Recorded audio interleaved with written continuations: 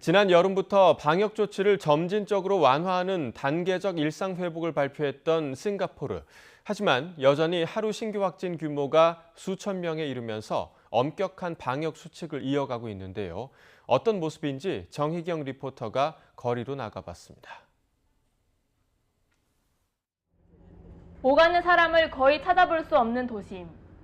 이미 지난 8월부터 단계적 일상 회복을 예고하는 싱가포르지만 엄격한 방역 수칙이 이어지면서 시민들은 거리로 나오지 않고 있습니다.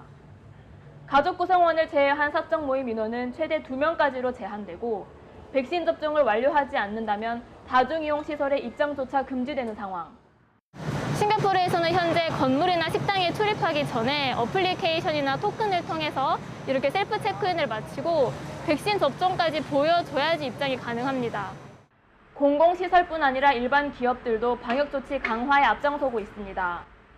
기업들 대부분 재택근무에 들어갔지만 부득이하게 출근해야 하는 사람들은 각자 자가 진단 키트를 이용해 코로나 검사를 한 뒤에야 출근이 가능합니다. 자가 검진은 코로나 확산을 예방할 수 있는 한 가지 방법이라고 생각이 들고요.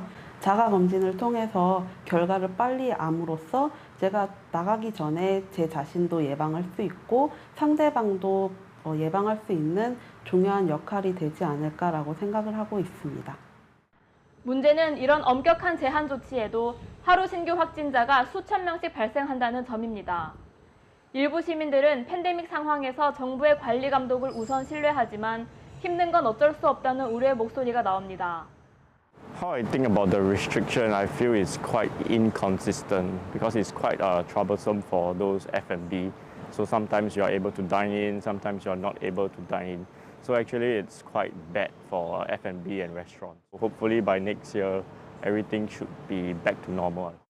엄격한 규제를 하고 있음에도 불구하고 감염 숫자는 계속 높게 유지되고 있다 보니 당장은 그 효과가 있다고 보기 힘들 것 같고요.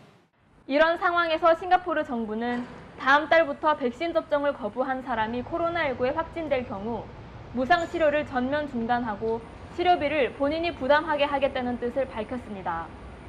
현재 90%에 달하는 백신 접종률에 부스터샷까지 끌어올리기 위해 백신 접종을 위한 강경책을 내놓고 있다는 분석입니다. 싱가포르에서 YTN 월드 정희혁입니다.